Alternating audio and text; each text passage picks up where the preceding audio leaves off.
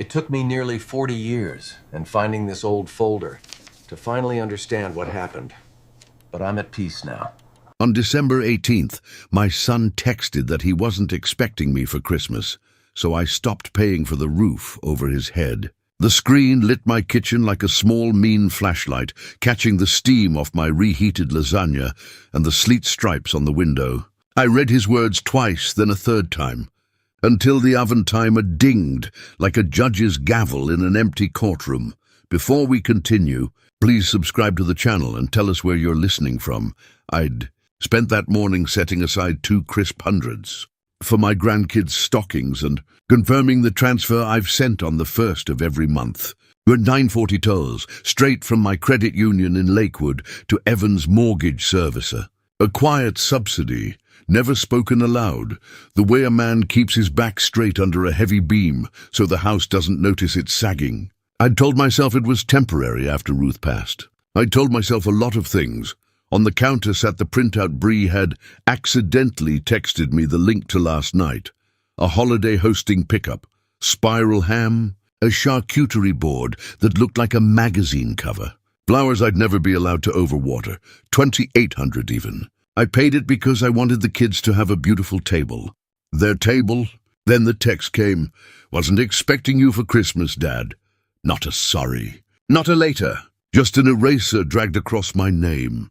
The radiator ticked like it was counting my breaths. I scrolled up our message thread and found the earlier promise.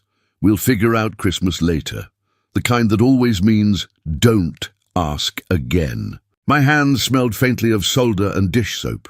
No matter how many years you retire from the union, the metals stay with you. I put down my fork, opened the drawer where Ruth's potholders still lived, and reached past them for my blue folder. Evan, house, bank statements, copies of transfer confirmations, a gift receipt for a $600 recliner shipped to his address on November 27th. News to me. I flattened the paper on the table and underlined the date like I was repairing a bad connection.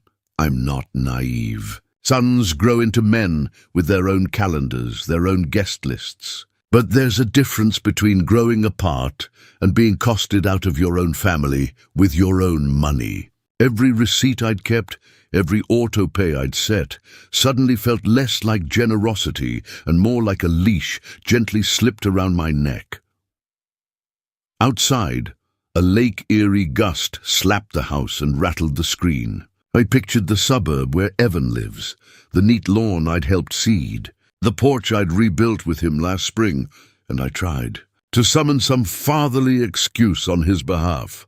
Stress, hosting, miscommunication, things people say when they want you to keep paying and stop talking. The kettle began to shiver on the stove. I shut off the oven, pushed the lasagna away, and sat with the folder open like a priest with a ledger.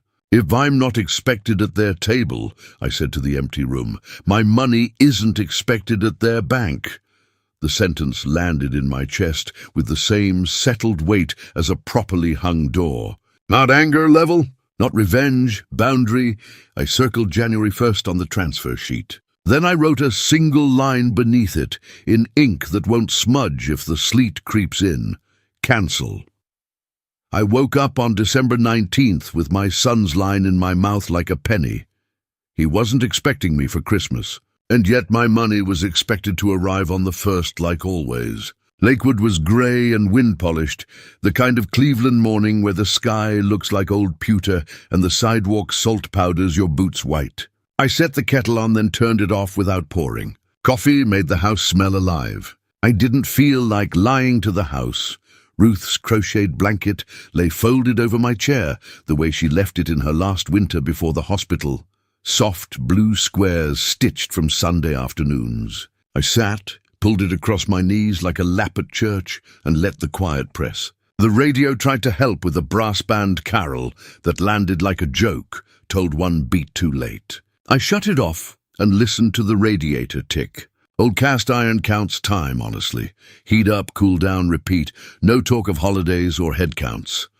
I walked to the kitchen because men like me fix by moving.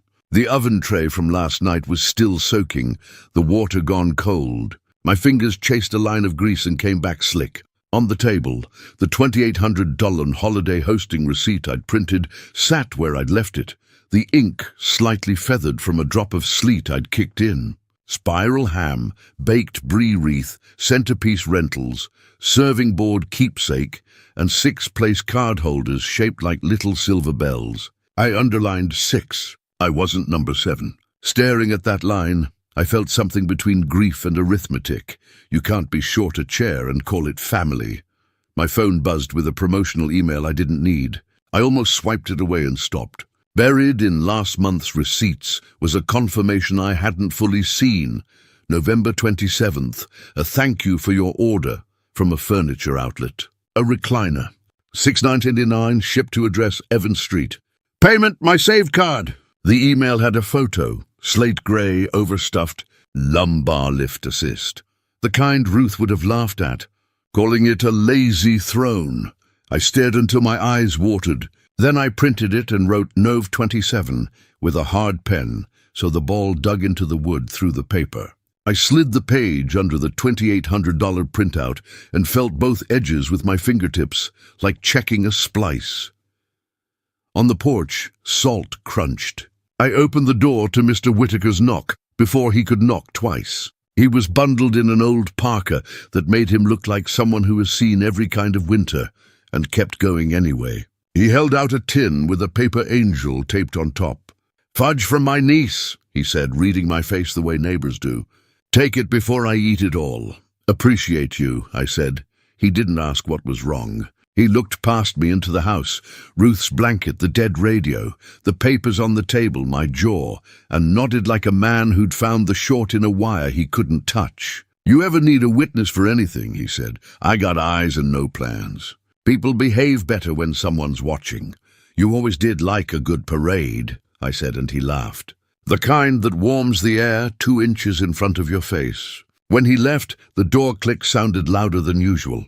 I set the fudge on the counter next to the receipts and put my hand on both, as if the sweetness could weigh the papers down. I tried to eat lunch and ended up rinsing 1 plate, 1 fork. That's the thing about being a widower. Every chore rings in an empty house like a coin in a jar.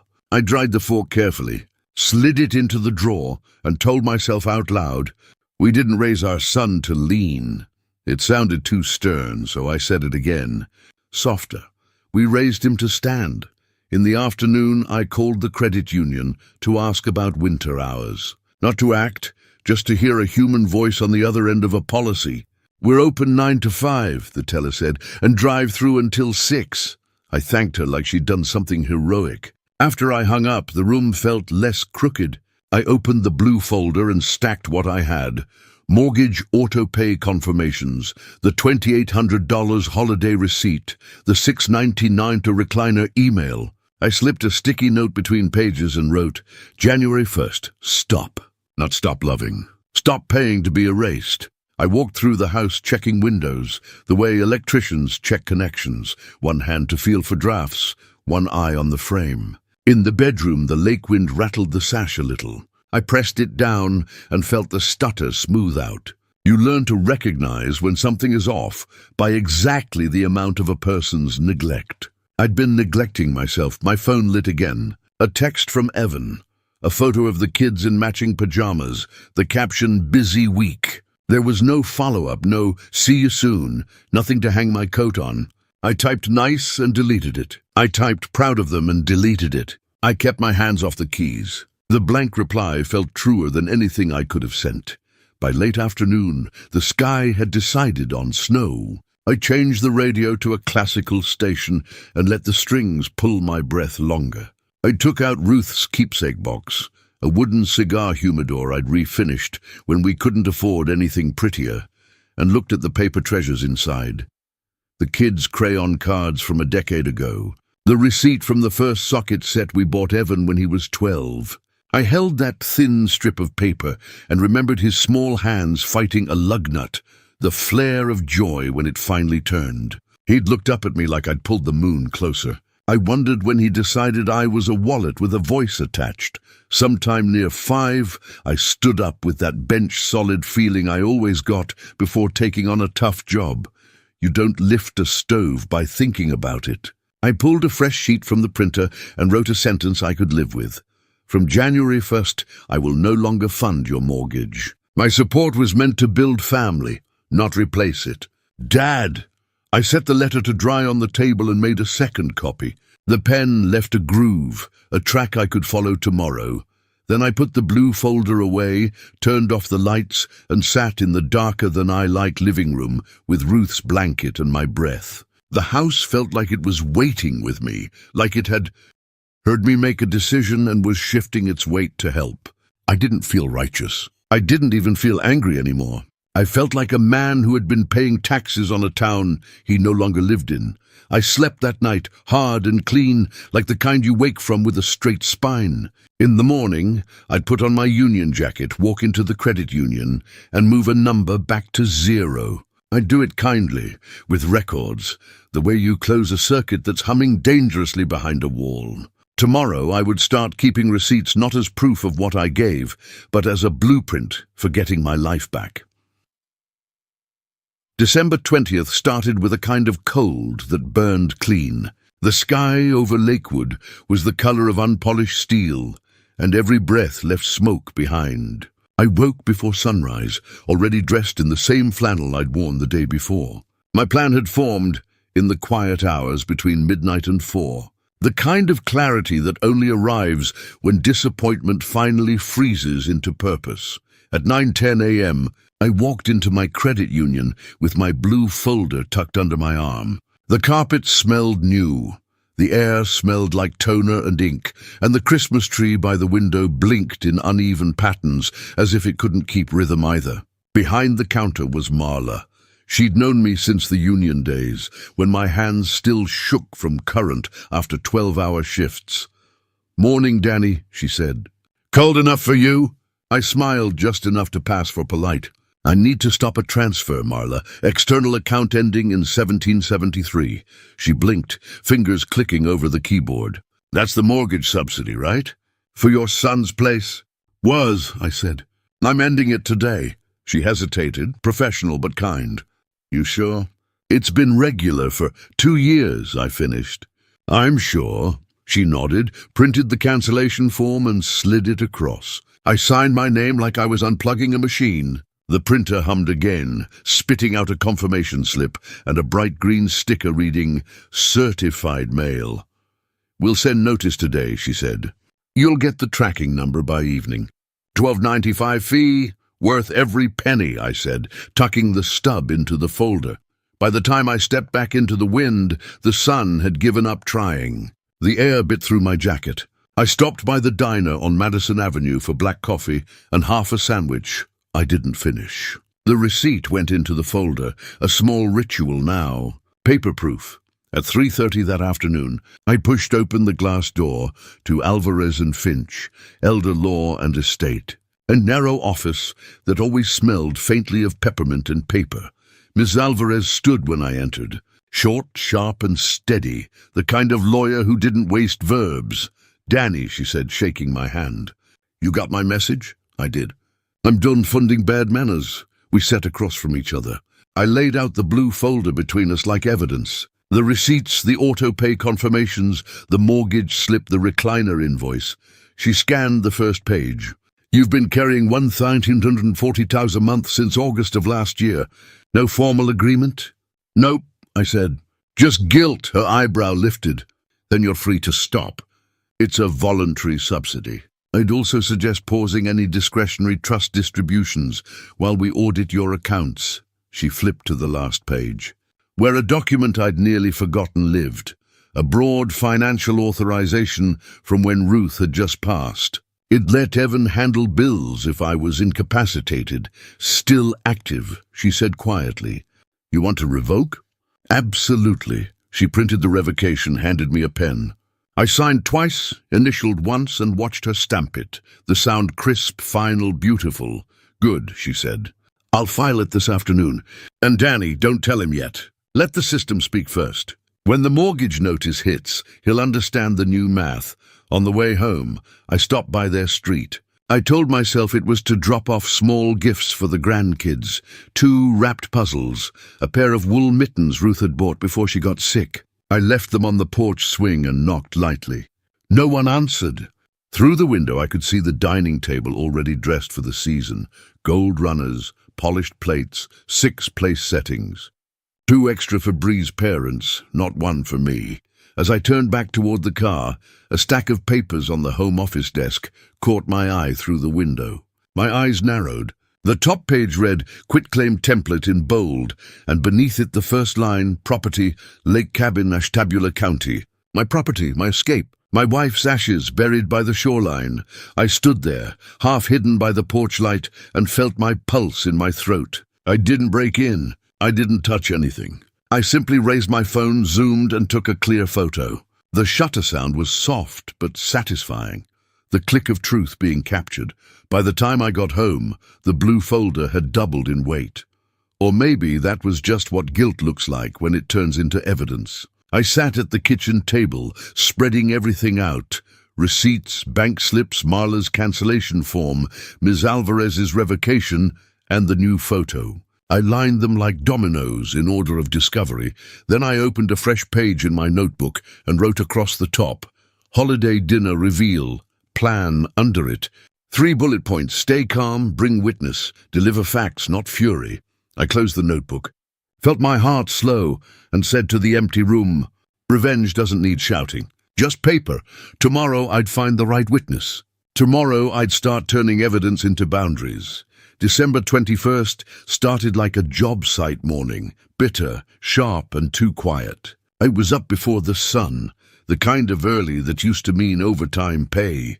The house was cold enough that I could see my breath until the radiator kicked in with its first groan. I opened the blue folder and laid everything out in neat lines, just like wiring diagrams from my apprenticeship days, every connection visible, every error marked. At the top of a fresh notebook page, I wrote in block letters, "Boundary log." Beneath it, I listed each step in order. Mortgage subsidy cancelled. December 20th. Trust audit initiated. December 20th. 3. Financial authorization revoked. December 20th. Each one a clean line across an old habit. Then I printed the photos I'd taken, the 6 place settings, the 5 stockings, and that quitclaim template with my lake cabin typed at the top. I taped them into the notebook like case exhibits. I wasn't gathering dirt. I was gathering proof. Ruth used to say, "Write it down, Danny. Paper forgets less than people." By mid-morning, the sky outside had turned the color of wet concrete. I called Evan around 10. His voice came cheerful, almost too bright. "Hey, Dad! How's the week going?" "Cold," I said. "You ready for Christmas Eve?" He hesitated. Yeah, Bree's folks are flying in tomorrow. Busy getting everything perfect." "You know, Bree, perfect's expensive," I said. He chuckled like it was a joke. "Well, it's once a year." "Right," I said. The quiet after that was long enough for him to fill, but he didn't. I let it stretch until it hummed like a loose wire. Then I said, "I'll stop by Christmas Eve, drop off the kids' gifts. 10 minutes tops." "Sure, Dad," he said quickly, relief in his tone. "That'll be nice." When I hung up, I wrote the time of the call in the margin, 10:14 a.m., light avoidance. Old electrician's habit, log every current that runs through you. After lunch, I bundled up and walked next door to Mr. Whitaker's. He opened the door with his usual slow care, a man who knows every hinge in his house. "You got that look," he said, "like you found a fuse box where there shouldn't be one." "I need a favor," I told him. "On Christmas Eve, I'm going to stop by my son's place. 10 minutes. Just need another pair of eyes in case the air gets thin." He nodded. "You expecting trouble?" "I'm expecting honesty," I said. "And sometimes that's the same thing." He grinned, adjusted his scarf. "Count me in. I've got no plans but turkey and heartburn. Back home, I made 2 envelopes. The first held a copy of the certified letter from the credit union, formal, professional, clean. The second was handwritten personal, 1 page only. "From January 1st, I will no longer fund your mortgage. My support was meant to build family, not replace it." "Dad!" I folded the letter neatly and sealed it with the kind of care you give something final but not cruel.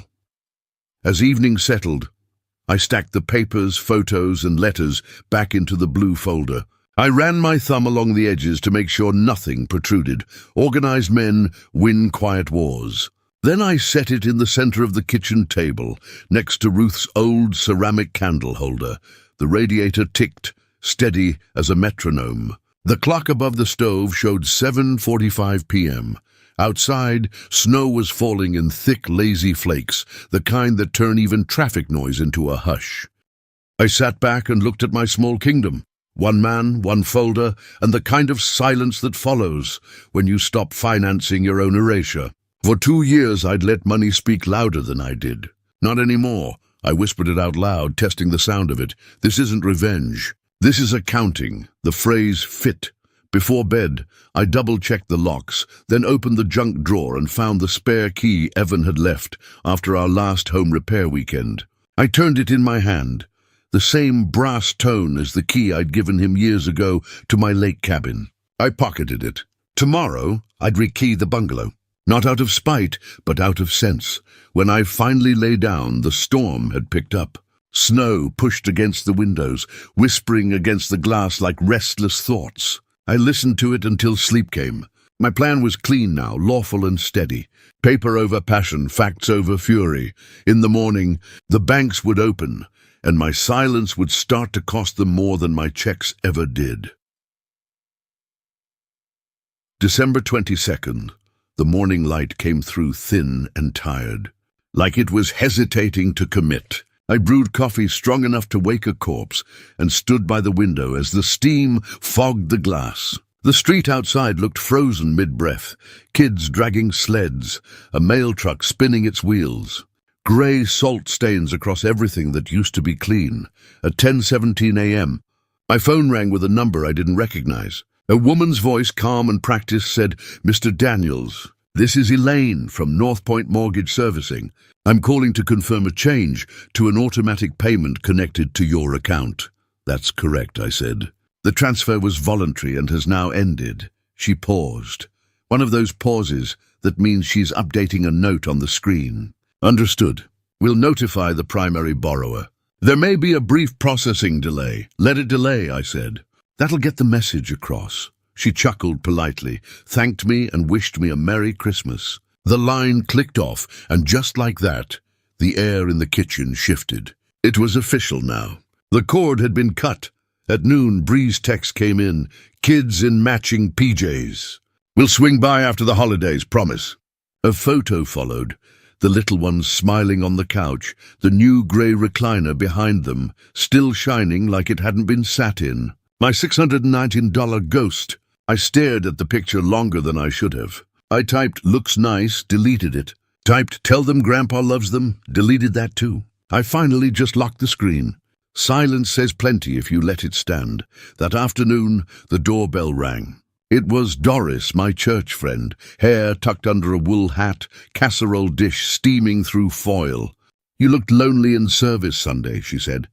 "Figured I'd fill your freezer before you start living off cereal again." I smiled, the first real one in days. "You read minds now?" "Only the stubborn ones," she said, stepping inside. She set the casserole down and studied my face the way nurses check stitches. "You look like a man waiting for a storm he scheduled himself." "That obvious?" I said. She shrugged. "Boundaries make weather, Danny. Better thunder than rot." We shared a quiet laugh, the kind that doesn't need to go anywhere. When she left, she patted my arm. "Make peace when it's earned, not before." Later that night, the wind started pushing hard against the house, the kind of gust that hums in the gutters. I was going over my boundary log when the phone rang again. Evan. His name glowed on the screen like a warning light. "Hey, Dad," he said, voice tight. "Weird thing with the bank. They said there was an interruption on the mortgage transfer. Did you change something?" "Yeah," I said simply. Silence, then a faint throat clear. "Oh, okay. We just thought it was some system glitch." "No glitch," I said. "That transfer was a gift, not a requirement." Another pause, longer this time. I could hear dishes in the background, the sound of Bree talking low, her tone sharp and hushed. I see, he said. We'll figure it out. I'm sure you will, I said. How many are you hosting Christmas Eve? Oh, just us, he said quickly. Then after a beat, and Bree's parents, I smiled invisible to him. That sounds like a full table. He didn't reply right away. The quiet stretched so long I could hear my own pulse. Dad, he started, voice softer now. We'll talk tomorrow, okay? Tomorrow, I said. 6:30, I'll drop by with the gifts. When I hung up, I noticed my hand wasn't shaking. The folder sat open in front of me, all the papers lined like an orchestra waiting for a conductor's nod. The proof was enough. The words could stay calm. I looked out at the snow piling against the porch rail, thick as frosting, hiding the path. Every winter, Ruth used to joke that the first real snowfall made everything look forgiven. But this one didn't look like forgiveness. It looked like preparation. I stood, stretched my back, and walked to the window. Across the street, Christmas lights flickered in slow rhythm, reds, greens, and blues. I caught my reflection in the glass, grey beard, steady eyes, a man who'd been a ghost in his own story for too long. The house creaked as the wind pressed harder, as if reminding me to hold the line. I put a log in the wood stove, watched it catch, and whispered, "Tomorrow night the table's going to hear the truth." The smell of smoke filled the air, not harsh, just honest. I sat back in my chair, folded my hands, and waited for the storm I'd scheduled to arrive right on time. December 24th, 3:05 p.m. My phone buzzed while I was sanding the edge of a cabinet door. The notification banner said, "Holiday Seating Bench 349, shipped." Same store as the recliner. Same old card, my card. My chest went hollow. I clicked the email open and saw the familiar pattern. Delivery to Evan's address. Order placed a month earlier on back order. Payment token pulled from a saved method. They hadn't even realized it charged late. A new bench, probably to match that perfect table I was funding, but never invited to. I sat down on the stool, hands greasy with sawdust, and laughed once. The dry kind that has no humor left. 2 months, 2 pieces of furniture, both billed to the man left off the guest list. I reached for my phone and dialed Ms. Alvarez. She answered on the second ring. "You sound colder than my parking lot," she said. "They bought another bench," I said. "Used my old saved card." She sighed, the long, professional kind. "Not illegal, but it's unauthorized. Print the email. Call your bank's fraud department after dinner, dispute the charge, and close that tokenized account. You're doing everything right, lawful, clean, documented." I looked at the folder on the table. "Feels like building a case I didn't want. Sometimes boundaries need blueprints," she said. "You don't owe them an explanation, just the paper trail. And Danny, don't yell tonight. Present the facts. Let silence finish the sentence." "Copy that," I said, and hung up. The sky outside had turned bruised. Wind pressed against the siding hard enough to whistle through the eaves. I printed the email, the header clear. Order Sir 4790. Holiday Seating Bench, $349. I slipped it into the folder behind the recliner invoice and the $2,800 holiday receipt. Evidence Nerska 4. The pile now looked less like paperwork and more like a verdict waiting for a courtroom. A gust slammed the screen door open. It banged twice before I caught it. The sound made the house echo like a gavel strike. Message received. I packed the blue folder, zipped my jacket, and set my phone recorder to standby. Not a trap, just insurance for memory's sake.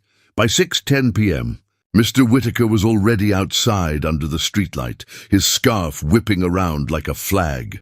"Ready, counselor," he said. 10 minutes, I reminded him. Polite. No raised voices. He patted the inside pocket of his coat where he kept a small notebook. "Witness ready." We walked down the sidewalk together, boots crunching in the hard snow. The air smelled like chimney smoke and cinnamon from the neighbor's kitchen. Ahead, Evan's house glowed like a magazine spread, warm lights spilling through picture windows, silhouettes moving around a table. For a second, I almost believed I was walking into an old Christmas from before Ruth got sick. Then I saw the details, the perfect runner, the candles, the laughter muffled behind closed glass, and remembered I was a stranger financed by direct deposit. Through the window, I counted 7 place settings, not 6 like before. A last-minute addition. For me or another in-law? Hard to say, but either way, the math hurt. I squeezed the folder under my arm until the edge bit into my ribs. Whitaker nodded toward the house. Looks peaceful enough. Storms do until they hit shore, I said. I took one slow breath, climbed the steps, and rang the bell. The chime inside was soft and melodic, probably Bree's choice. It used to be Ruth's too. Something circled back just to test you. I heard footsteps, then Bree's voice, bright, too bright. Coming! The door opened to warmth, the smell of baked ham and the buzz of conversation that stopped as soon as she saw me. Danny! Oh, hi, we're just sitting down, she said, her smile stretched tight enough to crack. Her eyes flicked to the folder, then to the man beside me. You brought a friend? Neighbor, I said. He's helping me carry gifts. From the dining room I saw Evan stand, napkin in hand, caught between host and son. Behind him, the 7th chair sat empty. That was the twist right there. Not a place saved out of love, but one held in hesitation, a chair waiting to see who I was going to be tonight, the fool who paid or the father who finally stopped. I stepped inside, brushing the snow from my coat. The air smelled of rosemary, honey glaze and something else, tension trying to stay polite. 10 minutes, I told Whitaker quietly. He nodded. I'll keep time. Then I looked around that perfect room, the candles, the centerpiece, the bench gleaming at the table's end, and thought, it's fitting. I paid for the furniture. Might as well sit in the truth of it for a moment. I didn't, though. I stayed standing, folder in hand, watching their eyes flick to it like it was a live wire. The night had already turned.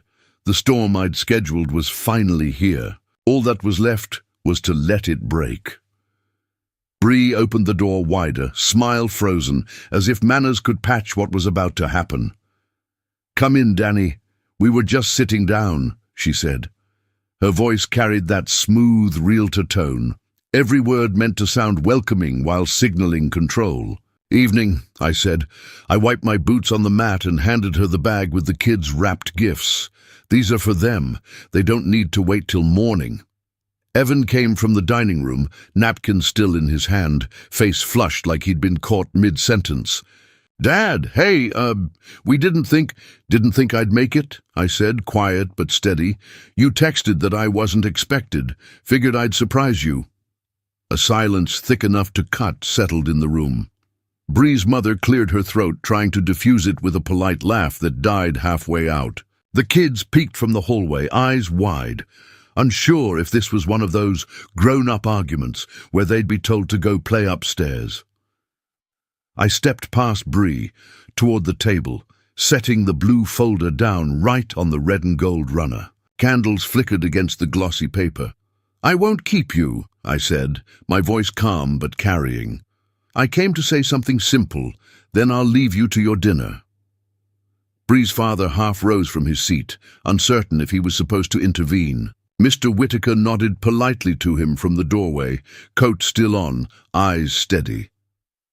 Just here for a visit, he said. His calm presence made the room shrink to only the people who owed each other truth. I looked at my son. Evan, I said, on January 1st I stopped paying your mortgage. The words landed like a snow load sliding off a roof. Sudden, heavy, irreversible. Bree's fork clinked against her plate. Evan blinked twice before he found his voice. What? Dad, what are you talking about? I opened the folder and slid the first paper toward him. This is the certified cancellation letter from my credit union. The 1,042 you've been getting every month ends January 1st. I've also paused the family trust distribution until an audit is complete. He stared at the paper like it was written in another language. You can't just... I can, I said evenly. And I did. Bree's face tightened, her tone controlled but brittle. Danny, if this is about Christmas Eve, there wasn't enough room, that's all. We were trying to make things comfortable for everyone. I reached for the next sheet, the one that had been gnawing at me for weeks. Comfortable must have cost a lot. Here's a $2,800 grocery receipt from your holiday hosting order, the one you texted me by mistake, paid from my account. Her eyes darted to Evan. That was a mix-up. He meant to, and here, I said, sliding another page across, is a $699 recliner delivered November 27th, ordered from my saved payment method. You'll notice the delivery confirmation. Evan, you even thanked the store from your email. Bree's mother shifted uncomfortably, pretending to smooth the napkin in her lap. Evan's face flushed crimson. Dad, you don't understand. I cut him off, quiet but certain. And here's the latest, a $349 holiday seating bench. Charged December 24th, same card. Back-ordered last month. That's 4 unauthorized payments in 2 months. I could see the realization flicker through him, the awareness that this wasn't a rant. This was evidence, layered, numbered, dated. Then I slid the photograph out. The quitclaim draft, my lake cabin typed neatly at the top. And this, I said, I found in your office, my property. My wife's ashes are buried by that lake, Evan. Why is there a quitclaim form in your desk with my address on it? Bree's hand flew to her mouth. That was nothing. It was just a template my dad printed. Without my knowledge, I said. You were thinking ahead without me. Planning for the day you could file that without needing my signature. The table was utterly still now, except for the faint pop of candle wax. Evan took a breath like he wanted to stand, but couldn't find the ground. Dad, please, this isn't the place. You chose the place when you told me I wasn't expected. I said softly, I'm not here to fight. I'm here to finish. I turned slightly toward Mr. Whitaker. You don't mind being witness to the handoff, do you? Not at all, he said. His notebook was already in hand, steady as ever. I looked back at Evan and Bree. The trust is paused while my attorney reviews every distribution. Starting tonight, my accounts are secured, and the key you still have to my house, please set it on the table. For a long second, no one moved. Then Evan's hand trembled as he reached into his pocket and placed the brass key beside the candle. The small sound it made, metal against wood, was louder than any argument could have been. Bree's mother whispered, Maybe we should. But Bree silenced her with a look. The facade of holiday warmth had cracked completely. I hope, I said, my voice soft but clear, you have a beautiful dinner, truly, because you've already eaten enough of my silence. I gathered my coat, nodded once to Whitaker, and turned toward the door. No shouting, no slammed plates, just quiet truth delivered with receipts. At the threshold, Evan called out, voice breaking, Dad, wait. I paused but didn't turn. I didn't mean... He started, but the words collapsed. I said, I know. You didn't mean to. That's the problem. Then I stepped outside into the cold. Snow fell thick and clean, coating the steps as if the world wanted to start over right there. Behind me, the door stayed open just a second too long, letting the warmth spill into the freezing night until Bree finally closed it. Whitaker joined me on the porch, exhaling a long breath. That, he said, was something worth witnessing. I nodded. It wasn't revenge, it was accounting. The street was silent except for the snow crunching under our boots. My folder was lighter now, emptied of copies but heavy with closure. As we walked away, I didn't look back at the glowing house. Some storms aren't meant to be watched. They're meant to clear the air. Christmas morning was the kind of quiet that feels earned. No phone, no footsteps upstairs, just the hum of the fridge and the click of the baseboard heat. Snow had drifted, halfway up the porch rail overnight, covering the footprints Whitaker and I left behind. The world looked brand new, and I finally believed I could leave the night before exactly where it belonged. I spent the morning ladling stew with Doris at the church kitchen. We boxed meals for shut-ins and seniors without family visits. She didn't ask what happened. She didn't have to. When she handed me another tray, she just said, "You look lighter." By the time I got home, the weight in my chest had turned into paperwork. My phone was buzzing on the counter, text after text from Evan. The first few came at 2 a.m. All heat and panic. Why would you do that? Then we could have talked. The next one softened. Please call. And finally, I'm sorry. I scrolled through them all, thumb hovering, then set the phone face down. Love doesn't vanish in a night, but respect doesn't rebuild by morning either. December 26th, 10 a.m. I was back in Ms. Alvarez's office, the blue folder on her desk again, lighter now that the copies were gone. She listened while I told her how it went, her expression calm, the kind reserved for clients who finally stop bleeding. Good, she said. You kept it clean, and now we formalize the closure. She typed a short memorandum while I watched. From this date forward, all voluntary subsidies cease. Any future support requires a written repayment plan and counseling commitment. Sign here. I signed. My name looked different, firmer somehow, like it had stood up straight. Next, she said, sliding over another paper. This authorizes the trust audit. 3-month pause on distributions. We'll verify every withdrawal since the mortgage opened. Her pen clicked. Transparency isn't punishment, Danny. It's protection. Then came the document that sealed the real justice, a notice to the county recorder adding a transfer on death update to the cabin title. No longer defaulting. To Evan alone, it now split between the grandkids' education fund and a union scholarship in Ruth's name. Unless Evan rebuilt trust. I want that filed today, I said. Ruth believed education should pay better than inheritance. Ms. Alvarez smiled. You sound like her. We finished the filings before noon. When I stepped back into the cold, the air felt sharper, cleaner, like I'd paid off something invisible. At home, I called Evan. He answered on the first ring. His voice was small. Dad, I'm sorry. Bree's parents feel humiliated. That was never my goal, I said. It was my boundary. Humiliation only sticks if you wear it. He went quiet. I could hear the faint buzz of the furnace behind him. I love you, I said. I'm not your wallet. If you want help, you'll apply for it, with receipts, with a plan. He sighed. So that's it? A business arrangement? No, I said. It's a family arrangement with adult terms. After the call, I typed up a 1-page path and emailed it. Written apology. Budgeting class completion. Repay $699 within 60 days. No use of my accounts. 1 counseling session with me present. Simple, fair, earned. He didn't reply that day. But the silence didn't feel cruel anymore. It felt like space for accountability to grow roots. Late afternoon, my email chimed again. This time from North Point Mortgage Servicing. Payment past due. Primary borrower responsible. The words glowed like proof that consequences had clocked in for work. I printed it, hole-punched it, and filed it in the blue folder under Justice. The ledger now had symmetry, one side for what was taken, one for what was reclaimed.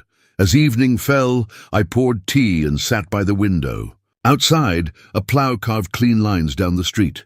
Inside, the kettle hissed, steady as a heartbeat. For the first time in years, I wasn't waiting for someone else's gratitude to justify my giving. The phone buzzed once more. Evan again, a single message this time. I got the email. We'll talk soon. I typed back 1 line and left it unsent. When you're ready to build, I've got tools. Instead, I closed the phone and let the snow keep falling. Justice doesn't always wear a robe or carry scales. Sometimes it looks like a quiet house, steady income, and a folder of documents proving you finally learned to say no.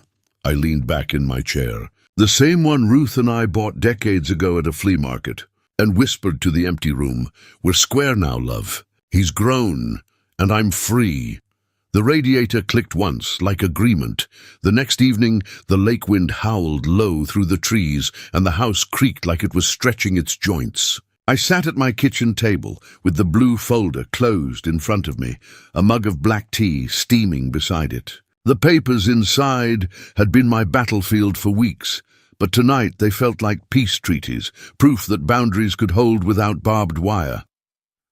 I traced a finger along the folder's edge. For years, I'd confused providing with protecting. Ruth used to tease me for it. "You build everything too sturdy," she'd say, "even excuses." I smiled at the memory, her voice half laugh, half warning. She was the only one who could soften my stubborn without breaking it. I thought of the cabin, the last place we were whole. Her ashes were buried by the waterline, tucked under a smooth stone she'd picked on our 25th anniversary. Evan had been 12 then, gangly and wide-eyed, skipping rocks until his arms ached. Back then, if he so much as scraped his knee, he'd look to me first for proof he was okay. Somewhere between that boy and the man who texted me, "Wasn't expecting you," something in both of us went quiet. I lifted the mug, took a sip, and let the warmth remind me that not all quiet was bad. Some quiet meant rest. The clock ticked toward 8. Across the table, Ruth's crocheted blanket lay folded in its usual spot. I ran my hand over the soft yarn. "You were right," I said aloud, the way widowers talk to the air. "You said, 'Don't let grief turn you into an ATM.' Took me 2 Christmases to learn it." I stood and walked through the rooms, the living room with its humming radiator, the hallway where our photos hung, the bedroom that still smelled faintly of her perfume in the wood. Each step reminded me this house was small, but it was mine. Paid for with sweat, repaired with patience, defended with paper. Back at the table, I opened the blue folder just once more, not to read, just to look. Each document inside was a milepost: the mortgage cancellation, the trust pause, the new cabin title. Evidence that I'd stopped confusing love with obligation. I whispered, "Before we continue, please subscribe and tell us where you're listening from." The line had started as a joke, a thing I'd say to the empty kitchen when the silence felt too heavy. But tonight it felt like prayer, maybe somewhere out there. Someone listening, some father, some widow, some tired soul, would recognize their own ledger and find the courage to balance it. I closed the folder gently and turned off the lamp.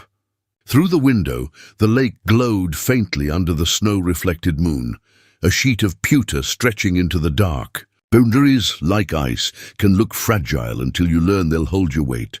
Tomorrow I'd drive out to the cabin and fix the loose latch Ruth always hated. Maybe I'd light a fire in the old stove and let the smoke curl into the trees. If Evan called ready to rebuild, I'd answer. If not, I'd let the silence stand as proof that peace doesn't need an audience. I took one last sip of tea and smiled. For the first time in a long while, I wasn't waiting for forgiveness. I'd already given it to myself. January 2nd. The holidays had emptied out of the city. Streets once jammed with shoppers were bare, lined with grey slush and salt. My mailbox held nothing but circulars and one quiet envelope from North Point Mortgage Servicing. Inside, in black and white, it said exactly what I expected. Payment missing, contact primary borrower. I set it on the counter like a trophy. Justice doesn't always come with applause. Sometimes it's just the sound of paper landing where it belongs. Not 5 minutes later, my phone buzzed. Evan. The text read, "We're selling the SUV. I'm calling the bank. Can we talk?" I replied, "Coffee shop on Detroit Avenue, noon." When I got there, the place was half empty, still smelling faintly of peppermint from December. Evan was already at a corner table, hunched over a mug, eyes on his hands. I hadn't seen him look that young in years. "Hey, Dad," he said when I sat down. His voice carried that brittle mix of guilt and hope. "Thanks for coming." "I always come when asked," I said. "That's never been the problem." He rubbed his temples. "I was scared, you know. About money, about everything. Bree said we could phase you out gently. She thought it would make the transition easier. You phased the money in, not me," I said. He nodded, shame written in the slump of his shoulders. "I didn't mean for it to turn out like this. I just didn't know how to tell you we were drowning." I pulled the one-page path from my coat pocket and slid it across the table. "You want my help? Here's how you earn it." He read it silently, lips moving slightly. Written apology. "Budgeting class. Repay $6.99 in 60 days. No use of my accounts. One counseling session with me present." When he finished, he set the page down like it was a verdict. "You're serious about the chair money?" I met his eyes. "It's not about the chair. It's about the principle that the person who pays gets a seat." He leaned back, exhaled. "Fair enough." For a long while we just sat there, the coffee cooling between us, the hiss of the espresso machine filling in the silence. "I'm sorry, Dad," he said finally. "Really, I was so wrapped up in keeping the image together that I didn't notice I was tearing you out of it." "I believe you," I said. "But believing isn't the same as forgetting." He nodded, then smiled weakly. "You'll come for Sunday dinner. The kids miss you." "As their grandpa," I said. "Not your underwriter." That pulled a laugh out of him, small but real. When we stood, he hugged me, arms tight, and for a second, I felt the weight of him as a boy again, before bills and pride and Bree's dinner tables came between us. It wasn't forgiveness, but it was a start. That night I called Doris to tell her. "He showed up," I said. "He's wobbling toward adulthood," she chuckled. "You're wobbling toward peace. Don't rush either one." After the call, I went out to the garage. My truck was cold, a film of frost on the windshield. I turned the key, letting the engine rumble alive, and sat there a minute, watching the smoke curl into the night. The cabin key hung from the same ring, light and cold against my palm. I smiled. It felt smaller now, as if half the ghosts had finally climbed off it. Before going back inside, I whispered into the still air, "You did good, Ruth." He's finding his footing. So am I. The snow had started again, fine as dust, settling over the world like a clean page. And for the first time in a long time, I felt like I could write something new on it. 11 months later, December 24th again. The same cold sky, the same city dressed in lights, but everything felt different this time. A single envelope sat in my mailbox. Gold lettering on cream paper. "We'd love you for Christmas Eve. Your seat is by the tree."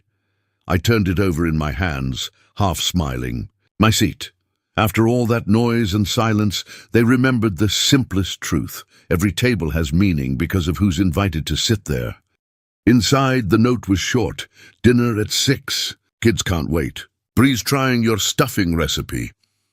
Underneath, Evan's handwriting had changed. It looked steadier, older. I tucked the card into my coat pocket and started the truck. Their house looked almost the same as last year, but the glow felt different. Less showroom, more lived in. When I knocked, the door opened to the sound of laughter instead of tension. Bree was the first to greet me, apron dusted with flour, eyes softer than I'd ever seen. "You're early," she said. "For once." "I didn't want to miss the chair I paid for," I said, and we both laughed. It wasn't sharp this time. It was human. Evan came from the kitchen, sleeves rolled up, a dish towel slung over his shoulder. "Dad," he said, voice catching slightly. "I'm glad you came." He looked better, less tired, less hiding. The kids ran to me, one clinging to my leg, the other holding a card they'd made, a crooked cabin under snow, drawn in crayon. "For Grandpa's lake house," it read. I felt my throat tighten. At the table, there were 7 seats again, just like last year. Only this time, one of them had my name written neatly on a folded card. My chair was by the tree, exactly as promised. The same bench gleamed at the end of the table, but now it was paid for, with effort, not assumption. Evan took a breath before dinner started. "Can I say something?" he asked, glancing around. Bree nodded. "Dad," he said, "I paid off the $699 in February. Took the budgeting class. We've had 4 counseling sessions. You were right, it wasn't about money. It was about respect. I'm sorry I made you small." The room went still. For a long second, I couldn't trust my voice. Then I said, "You didn't make me small, son. I just forgot how to stand." Everyone laughed softly, the kind of laugh that releases air from an old room. The meal was simple. No magazine-perfect charcuterie, no floral centerpieces. Just food, hands passing dishes, and the occasional clink of cutlery against real conversation. After dinner, the kids dragged me to the living room to play cards. That's when I noticed it.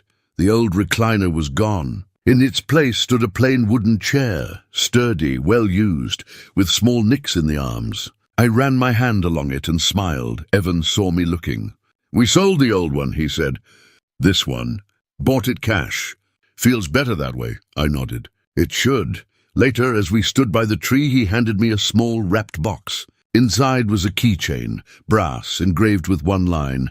Thank you for holding the line. The drive home was quiet, the road dusted in snow. I kept one hand on the steering wheel, the other on that little keychain, cool against my skin. When I reached the cabin road, I parked and stepped out, letting the cold slap my face awake. The lake was frozen smooth under moonlight. I looked up and whispered to the night, "You didn't lose me, you gave me away." And I walked back when you opened the door. The wind carried it out across the ice. The boundary stayed. The family did too.